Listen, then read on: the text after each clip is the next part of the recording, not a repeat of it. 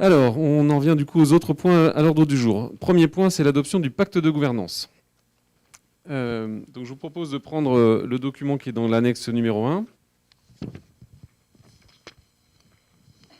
Donc les pages 1, 2, 1, 2 et 3 du début de l'annexe. Donc c'est le pacte de gouvernance que je vous propose. Je vais non pas en faire une lecture exhaustive, mais une lecture commentée, pas de diaporama, ça nous changera, parce que moi-même je suis un PowerPoint addict, mais c'est bien de temps en temps de faire autrement. Donc ce document qui est relativement court, vous voyez, 2 pages et demie, c'est le fruit de la délibération qu'on a prise en juillet, c'est-à-dire on a décidé en juillet de travailler sur un pacte de gouvernance, et donc suite à notre délibération de juillet, on a eu 2 séances de travail ouvertes aux élus communautaires, puis un échange en bureau communautaire avec l'ensemble des maires et des vice-présidents pour arriver au document qui est proposé là. Donc ce document, il a 3 chapitres, entre guillemets, 3 parties. La première partie elle s'intitule « L'esprit de la gouvernance en Pays de Quimperlé ». L'idée dans ce paragraphe, c'est de rappeler que depuis des années, la COCOPAC, hier Quimperlé Communauté, aujourd'hui, a démontré qu'on savait bien travailler ensemble. On a des habitudes de travail sur beaucoup de sujets. On a construit des façons de faire qui prouvent notre savoir-faire à travailler collectivement, à rassembler nos forces. Mais tous les 6 ans, les élus municipaux sont fortement renouvelés. On a à peu près la moitié d'élus municipaux nouveaux, idem pour le conseil communautaire. Et donc cette confiance, elle reste à être reconquise tous les 6 ans, d'où l'importance de ce pacte de gouvernance. L'idée aussi en termes d'esprit, c'est de rappeler qu'on dépend les uns les autres, c'est-à-dire que la charte de gouvernance, le pacte de gouvernance, il doit engager à la fois l'agglo, mais il doit aussi engager l'ensemble des communes. Et c'est vraiment un pacte qu'on noue tous ensemble, communes et communautés, dans nos instances intercommunales, mais aussi dans nos instances communales. Et en termes d'esprit, le message aussi, c'est de dire que la bonne collaboration sur le territoire, elle passe par la reconnaissance du fait qu'il y a 16 équipes municipales qui ont été élues dans leur commune, à qui les électeurs ont confié par leur vote la direction, la responsabilité de l'action communale, et par ce bulletin de vote aussi, la responsabilité de la contribution à l'action intercommunale. Mais c'est pas parce qu'on doit respecter prioritairement et de façon extrêmement claire les 16 maires et leurs équipes, qu'on ne travaille pas avec des élus qui sont aussi minoritaires dans leur commune. On a des élus minoritaires dans leur commune qui sont membres de l'Assemblée communautaire. Et au-delà de ça, quand je rencontre et que je dialogue avec l'ensemble des élus municipaux, j'accorde évidemment la même importance à l'ensemble des questions, d'où qu'elles viennent parmi les 352 élus municipaux. Premier paragraphe, l'esprit de la collaboration, coopération intercommunale en Pays de Quimperlé. Le deuxième paragraphe, c'est les engagements de Quimperlé Communauté vis-à-vis des communes. Vous retrouvez en bas de la page 1 et début de la page 2.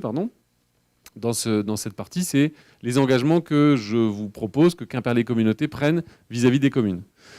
D'abord, c'est rappeler que toutes les réflexions, co-constructions, décisions doivent être dans un état d'esprit très respectueux des communes et en associant les 16 maires à toutes les décisions stratégiques.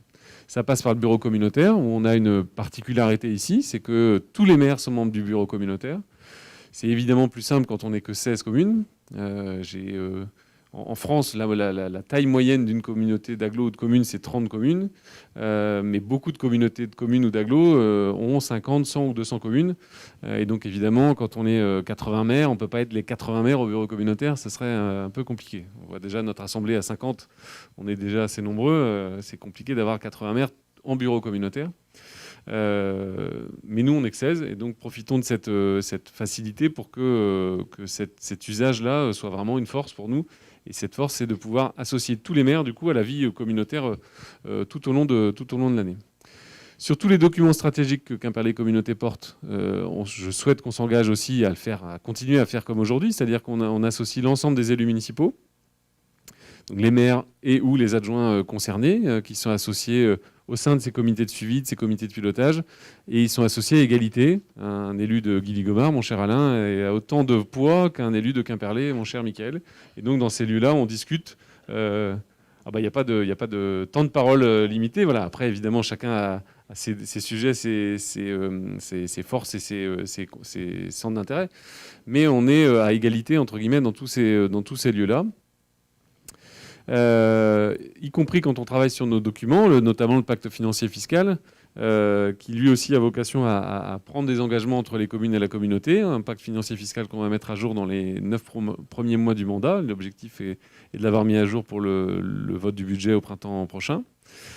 basé forcément sur un état des lieux aussi, pour vraiment affirmer la solidité d'une base qui est de connaître ensemble la réalité de nos situations financières.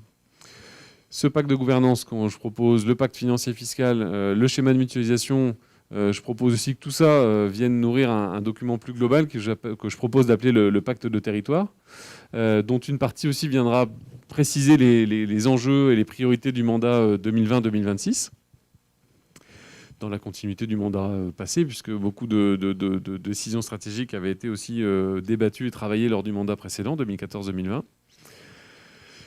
En termes d'engagement aussi, je souhaite, en tant que président et avec mes collègues de l'exécutif, s'engager à ce qu'on puisse faire régulièrement des conférences territoriales. C'est le terme qu'on avait retenu lors du mandat précédent, c'est-à-dire des temps d'échange où le président ou que je suis ou un ou plusieurs vice-présidents de Quimperlé-Communauté viennent rendre compte auprès des élus municipaux, avec des réunions qui ne sont pas toutes à Quimperlé, mais en décentralisant ces réunions auprès des communes au plus près des conseils municipaux.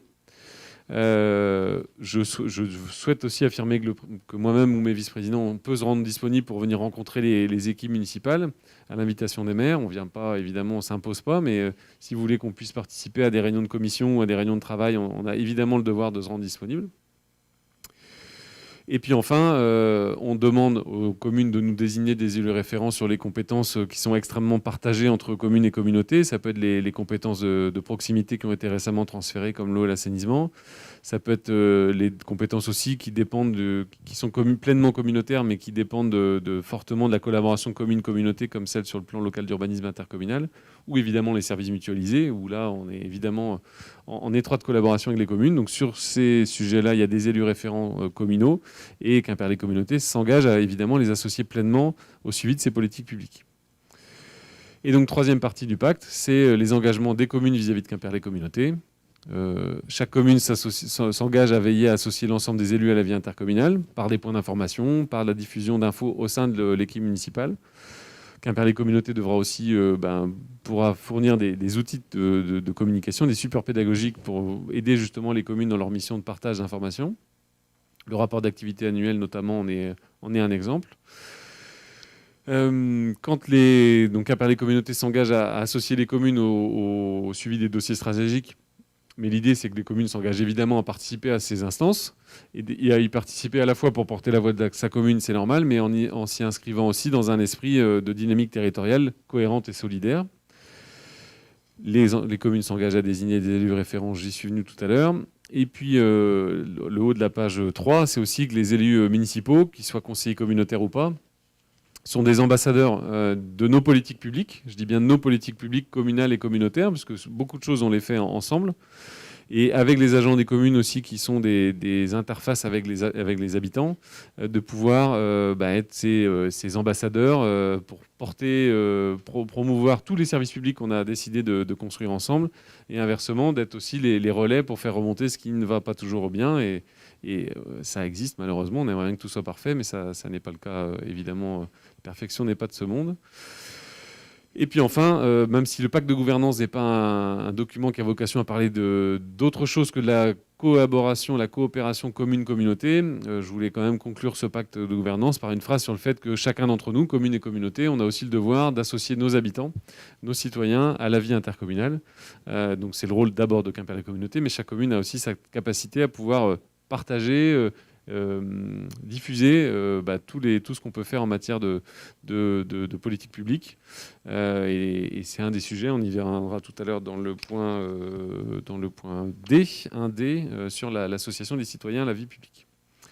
Donc voilà, en résumé, c'est 2 pages et demie de pacte de gouvernance que je vous propose donc du coup d'abord de débattre entre nous, puis d'adopter ici, avant que nos conseils municipaux soient consultés pour donner un avis sur ce pacte de gouvernance, et en fonction des retours qui sont faits, s'il y a des demandes de modification, qu'on puisse revenir en conseil communautaire pour modifier et adapter ce pacte de gouvernance en conseil communautaire, et qui soit donc notre feuille de route en matière de coopération commune-communauté. Sur la forme, je termine là-dessus avant d'éventuelles questions. Il n'y a pas de modèle de pacte de gouvernance, ça n'existe pas. Chaque territoire le fait à sa façon. Certains territoires vont dans des pactes de gouvernance extrêmement précis, détaillés. Il m'a semblé ici qu'en Pays de Quimperlé, nos habitudes de travail, la confiance qu'on a pu nouer tous ensemble, ne nous demandez pas, n'exigez pas de nous qu'on fasse un pacte de gouvernance qui fasse 50 pages et qu'on détaille chaque engagement avec à force de détails. Donc c'est pour ça qu'on reste sur un document relativement court qui, de mon point de vue, est du coup facilement digérable, on va dire, par l'ensemble des élus municipaux, les 352. Je ne suis pas sûr que 50 pages, tout le monde l'aurait lu. J'espère que 2 pages et demie, tout le monde ira jusqu'au bout. Voilà. Alors, est-ce qu'il y a des questions, des commentaires? Est-ce que mes collègues maires, notamment, ont des suggestions ou commentaires sur cette feuille de route que je propose? Jacques, est-ce qu'on a des micros? Alors, c'est Daniel qui l'a. On va l'allumer avant de le faire passer. Hop, voilà. Tant qu'il chauffe. Ça va venir. Non, ça vient pas. Non, ça vient pas. Mathieu va regarder. Je vais remplacer. Ça, c'est bon. Nickel. J'allais dire, je vais remplacer Jeannot avec les pannes de micro. Non, je voudrais tout simplement, Sébastien, et puis aux collègues qui sont ici dans ce siège, qui peuvent occuper pour la première fois, relater un peu mon expérience et puis vous dire l'esprit dans lequel nous avons travaillé les années passées. En 2008, ici, il y a 7 ou 8 conseillers qui sont encore présents. Et vous dire qu'en 2008, quand moi je me suis retrouvé dans cette première assemblée, je n'avais pas idée de ce qu'était une institution intercommunale dans son fonctionnement. Je lisais fréquemment dans la presse, avant d'être maire, qu'il y avait des grands débats avec des grands orateurs qui allaient dans des sens forcément pas nécessairement convergents et que parfois il y avait des tensions qui s'exprimaient. Et cette communauté me semblait un petit peu, entre guillemets, divisée sur des sujets un peu régaliens.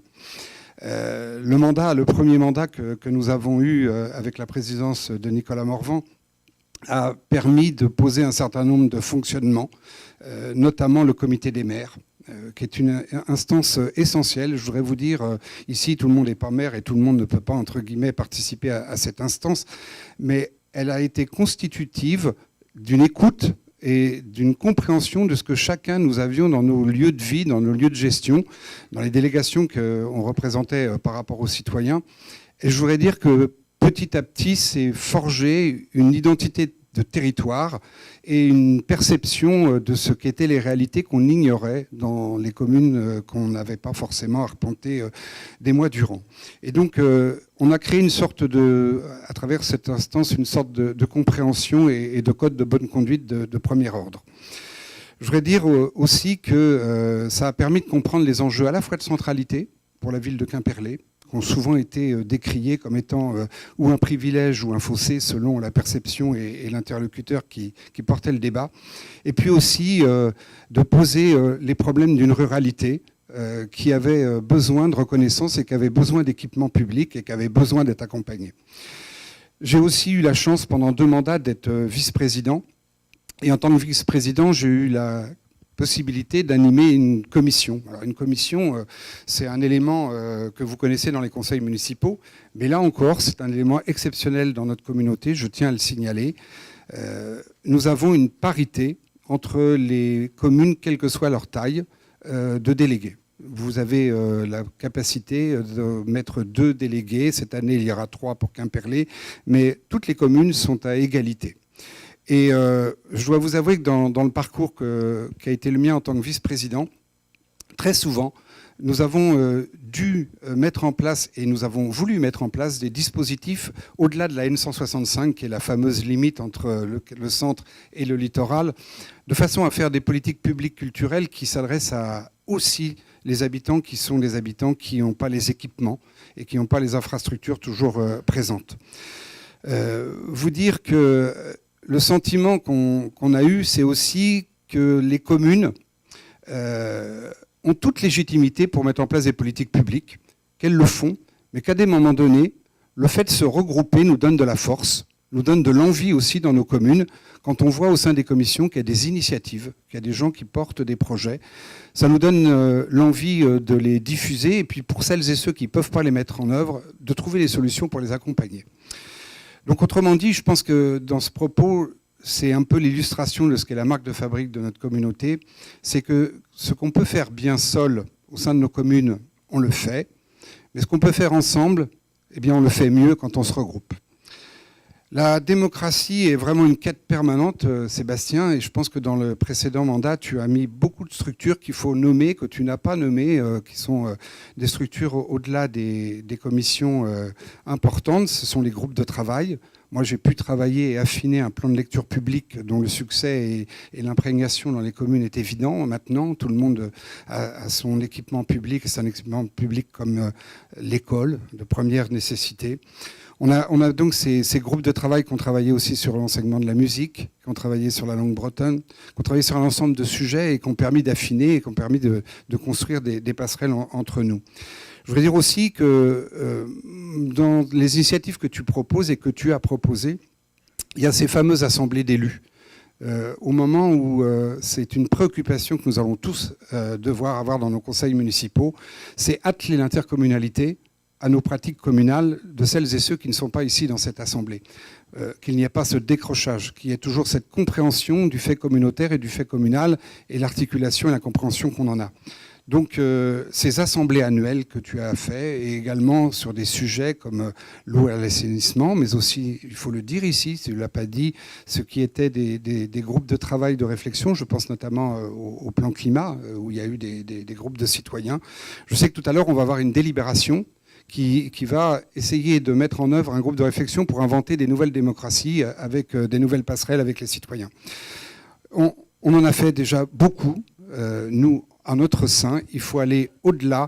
Mais je voulais dire ici à tous les collègues que je crois qu'entre 2008, le moment où je suis arrivé, et 2020, le moment où nous sommes aujourd'hui, il y a précisément une meilleure compréhension des enjeux des uns et des autres par ce type de regroupement que nous avons organisé et un respect des uns et des autres, à la fois dans leur diversité, mais à la fois dans les singularités de chacune de nos communes.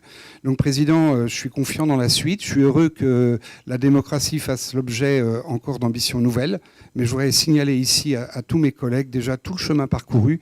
Et je crois qu'on peut dire qu'on est une communauté en France qui, je le sais parce que j'ai participé à des groupements intercommunaux, etc., qui a une singularité, c'est celle d'être vécue positivement par tous ses membres. Et au sein des échanges aussi qu'on peut avoir avec les collègues, même proches, des communautés qui nous entourent, il ne faut pas oublier que c'est par ce pacte de gouvernance aussi que nous arrivons à ces résultats et la volonté de nous coltiner nos différences, de dépasser les faits territoriaux immédiats qui sont les nôtres. Et cette compréhension du territoire est notre force.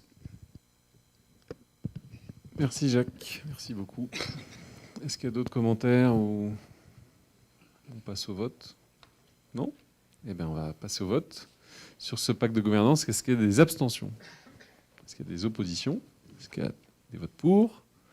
Donc on est unanime, tant mieux. Et puis donc, je nous invite tous dans nos conseils municipaux respectifs à partager cette feuille de route et cet esprit que Jacques a aussi rappelé dans le temps. Et c'était bien de pouvoir, en effet, de rappeler. On est quelques vieux, entre guillemets, dans l'instance... Alain, moi et toi, et des vieux maires de 2008, mais il y a d'autres qui sont élus communautaires depuis quelques années aussi.